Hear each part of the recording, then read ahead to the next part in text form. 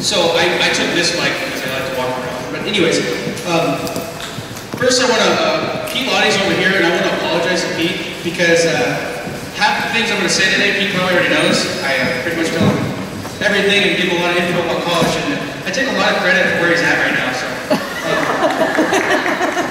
So today I just want to get two points across for this speech. And the seniors are here, which is great. We're doing this a lot for the seniors, but I want it to be kind of for everybody, which that's why you're here. And I want to ask one question. How many, I know the seniors here, they're doing all their college stuff, but how many of you out there have thought about college or applied to college or done anything with college? Just raise your hand. Seems about right. So one of the main points I want to get across is applying for college or getting your name out there for college. Some of you might not think college is very important right now because you're maybe a freshman or a sophomore, but I tell you, when you're a freshman or a sophomore, the best time to look at colleges or to be thinking about college is that time. Because, well, when I was a senior, when I was applying for college, we had our application week. I don't know if you guys still do application week, but we had application week, and I had 2 colleges I applied for. Just 2 colleges. I applied for Oregon Coast Community College, and I applied for, wow, can't even remember, it's pretty bad. Chemeketa Community College. That's the other one. And I didn't get into both of them, which is great. The plan was to get an apartment, go to Chemeketa, try out for the baseball team, make the baseball team. That plan didn't pan out so well, but I was struggling a little bit to find really what I wanted to do. I didn't really want to go to Chemeketa, but I knew they accepted me, so it was an option. It's something I had to do. So, my senior year, during application week, you know, they had little iPads out, we did all the searching for colleges, and I went through a struggle of finding out where I wanted to go. And it was my first time looking for colleges was my senior year. And that's not smart. So, during that week, I hate to admit this, and Pete's mom's here, and Henry's mom, so I hate to admit this, but Pete's brother Henry, we would get notes to go to the library out of our classroom, so we could go to the library, get the iPads, and look up more colleges. So we would miss the class we were in then, and we would search colleges for me. And yes, Henry was looking for colleges, which is smart. But that was not smart. The best time to look for colleges and to get your name out is right now. When you're a freshman, when you're a sophomore, and juniors, I hope you're already doing it. Because that's the most important thing, is getting your name out there. You know, the key is, when you're doing that, is to apply to as many colleges as you can. Just get your name out there. It does not matter if you want to go there, or, you know, at the time you think, oh, there's no way I want to go to that college. Well, let me tell you another thing. Those 2 colleges I applied for, I got in. Congratulations, you got in. My brother was going to Western Oregon University. He had that plan since he was in 8th grade. He was in 8th grade. He wanted to go to Western Oregon. He wanted to be a cop, which he's still doing today. So we were all in our house talking about college and all this stuff, and it was about 3 or 4 weeks before school started. I didn't have an apartment, and I didn't know what classes I was going to take, so not smart. I didn't know where I was going, really. I mean, Chemeketa was there, but I didn't know if I was actually going to go there. So that night, I sat there and I thought, can I go to Western Oregon University with my brother? So that day, I texted Vicki Roller, and I said, Vicki, is it too late to try and get into Western Oregon University? And she said, she was all excited. She was very excited. She said, no, it's not too late. We need to get you going and do all this stuff. And I was like, okay, calm down, whatever. You know, I'm probably not going to get in. My grades weren't the best. I didn't try very hard. I'm probably not going to get in. So Vicki got me all set up. We applied to Western Oregon University.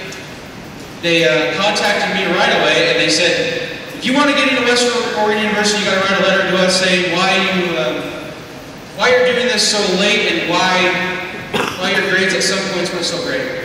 So I sent them a letter, and about a week later, I got a letter back from them that said, hey, you've been accepted to Western Oregon University. So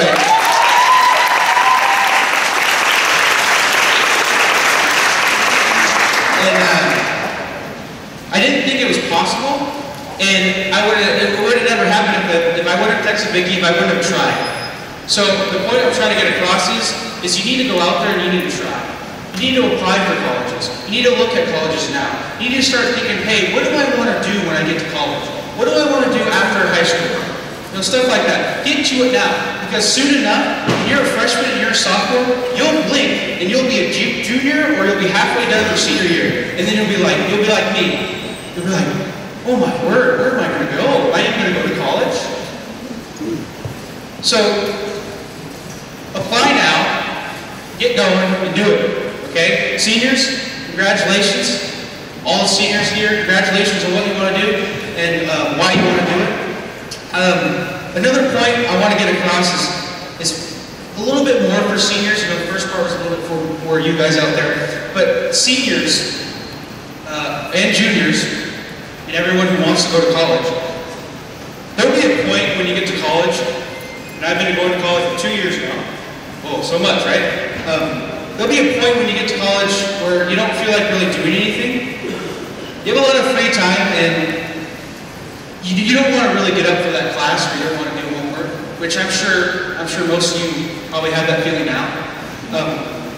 But there was in my education class, there was this group who was doing a presentation on motivation, and the first question they asked was, raise your hand, and don't do it, but I'm just saying, raise your hand if you have lost some motivation while being at school where you didn't want to do anything. Where you sat there and you thought, I don't want to do this homework. I don't want to go to class. I don't have to go to class because I'm paying for it. And every single person in our education class raised their hand. Every single person. That's an education class.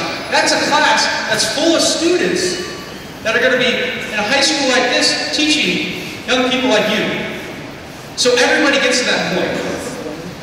Now the point I come across is you got to find a gateway. You got to find those inner motivations to push you forward, to make you keep going, to make you get up and go to class if you have an 8 a.m. class, to make you do your homework when you don't want to do your homework. When you have bowling night every Wednesday at 5 o'clock like I do, you still do your homework at 4 o'clock, or you still do your homework at 6 o'clock, or at the bowling alley. You got to find those inner motivations. And me personally, I use 2 things to motivate me to keep going. I've always hit the point in the middle of the term where I don't want to do something. And this is not only for, going to college or going to school, this is just life in general. And I have 2 things that motivate me to keep moving forward. The first one is the word finish. That word means a lot to me. Finish means a lot to me. Because I sat there and I thought, well, there's no way you can go to West Florida University, and there's no way you can achieve what you want to achieve. So why even apply? Well, next thing you know, you apply and then you get in. Well, smokes, if I can do that, then I can do anything. So with me, myself, telling myself, I can't do it. Now I want to prove myself wrong and finish. I want to finish what I started. I wasn't supposed to do what I am doing right now, but I'm doing it. And finish is one word that gets me going every day. If I don't want to go to class, if I don't want to do my homework, I think of the word finish. I gotta finish. My second motivation is one that's very important to me and very special. My parents. My parents are one of the biggest motivators I have. And we talked to the seniors just a little bit ago, and we talked about going home every weekend. My first term, I went home every weekend. I did. And every time I would leave from home, my parents would do the same thing every single time. My parents would cry every single time I left. They'd cry. They would cry every single time we drove off. And we go back to run, and if you know where I live, I hope you know where I live. But if you know where I live, you can see my house from the highway. So we would wave every time we'd see them out there, which is great. And they're still crying. But there's 2 things that those tears meant to me. Thinking about it later on. There's 2 things, at the moment you're sitting there thinking, why are you crying? We're supposed to be leaving. But then you sit there and you think about it, and you think those tears mean 2 things. One of those things is because they're sad. They're 2 boys that are going off to college, which is sad. You don't get to see them every day, which is, it's understandable. And the second thing, oh man, the second thing is something that motivates me every single day. It makes me go to class, makes me do my homework.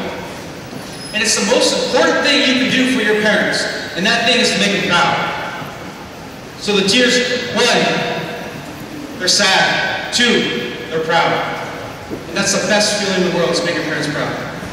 And that's something I use every single day when I don't want to go to class, when I don't want to do my homework, when I don't want to go to an extra credit day.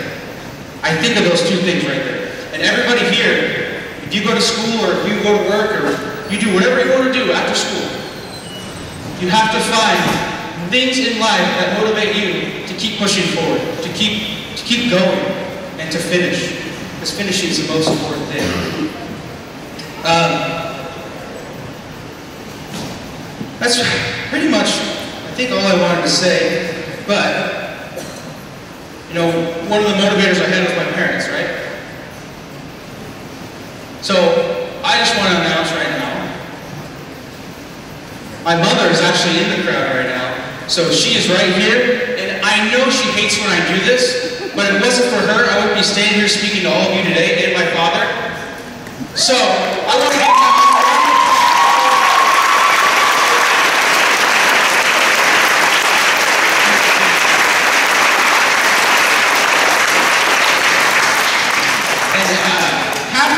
half of doing that was because, yes, thank you, Mom, thank you for everything, I love you, you're the best. And the other half was to embarrass the heck out of her and make her mad at me the rest of the day. So, I think I'm all done here. I think I've said what I had to say. I'm going to go about 12 o'clock. I'm going to go in a car, going to Bend for my brother's arm wrestling tournament, and I'm going to compete too. So, wish us all luck and thank you. And you know what? Where is Principal Tolina? I know, I'm sorry, I've never done. Where's Principal Tolina? She's not here, but anyways, I'm going to say this, especially since she's not here. This is great. You guys have been a great audience, and I haven't spoken for too long, but you guys have been an excellent audience. And she's not here, but I'm going to say it. I think it deserves probably like 5-10 minutes extra lunch. I don't know if that's a big deal anymore.